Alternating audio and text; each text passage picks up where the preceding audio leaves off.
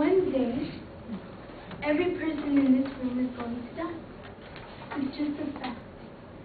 But what if someone would help you make that decision? Who would you trust? A family? Friends?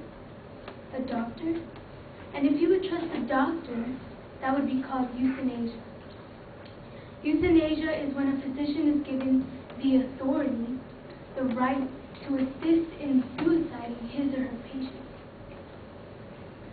So how did euthanasia come in the United States? Well, according to an article written by Richard Worsnop, the first bill to legalize voluntary euthanasia in the U.S. was introduced in Ohio legislature in 1906. It provided that when a mentally competent adult was terminally ill or injured, his doctor could ask him in the presence of 3 witnesses whether he wished to die. If the answer was yes, 3 other physicians would have to agree that the patient's condition was hopeless before he could be allowed to die. Having that in mind, my claim of fact is that euthanasia has a negative effect on a patient's life security in the U.S. My primary reasons as to why that is are a doctor's influence would be increased in a way that is dangerous to a patient. And secondly, euthanasia will target the poor and the disabled. So to my first claim, a doctor's influence would be increased in a way that is dangerous to a patient. How? Well, according to American Association Code of Ethics, physician-assisted suicide is fundamentally incompatible with the physician's role as a healer. Why is that? Because a doctor is a healer. He is meant to save lives, not to kill them. He does not have it in his job description to see if a patient is in their right mind and emotionally apt to make a decision. Furthermore, it is too much responsibility for a doctor to save and to kill lives. When it becomes too much of a responsibility, a doctor will become careless. According to the Washington Post, euthanasia in the Netherlands, a place where euthanasia is accepted and it is legal, revealed that at least 1,040 people die every year from involuntary euthanasia. Now, my second claim is euthanasia will target the poor and disabled. It will target the poor because some patients cannot afford medical treatment. And according to a law professor, Yale Kamsar, she states that if voluntary active euthanasia were made legal, patients would feel an obligation to have themselves eliminated in order that funds allocated for their terminal care might be better used by their families or to relieve their families of the emotional strain. So sometimes patients do not think of themselves but of others, of their loved ones.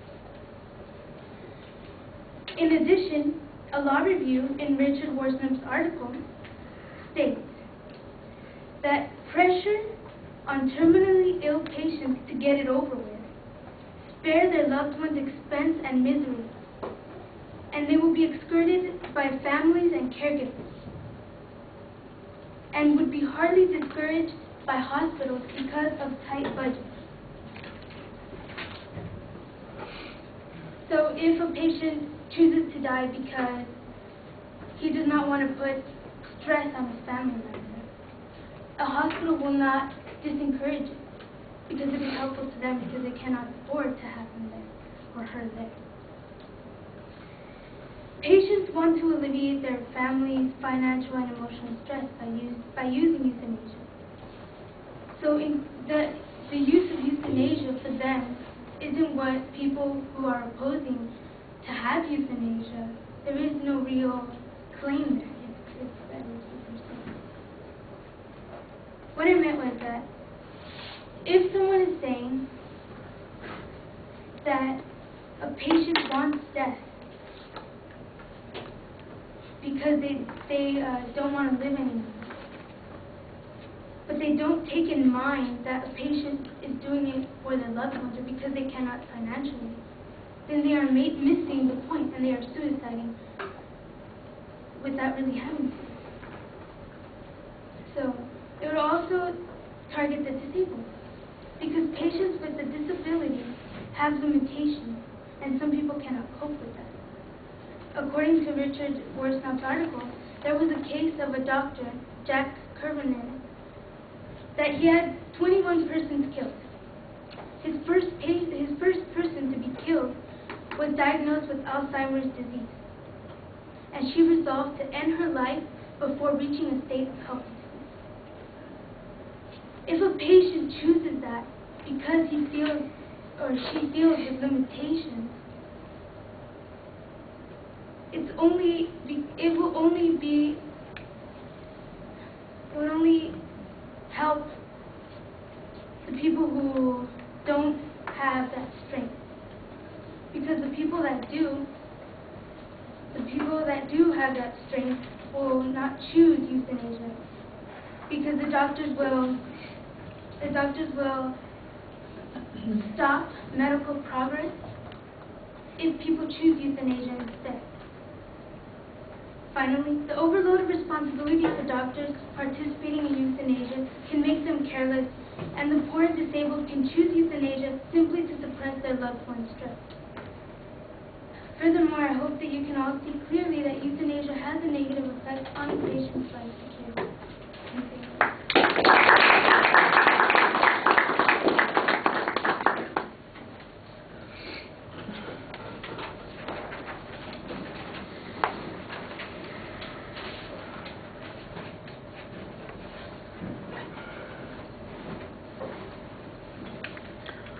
All right, Janine, you've got an okay rhetorical question. You identify the subject. You do clearly state what the proposition is. I think the phrasing is a little bit awkward, but you did have two supporting points that you identified and you clearly laid out. You signposted as you got to each of those points, and I thought that was pretty good. At the end of the speech, it sounded like you decided to add in a couple more points, and I thought that that kind of undermined the structure that you set up at the beginning of the speech.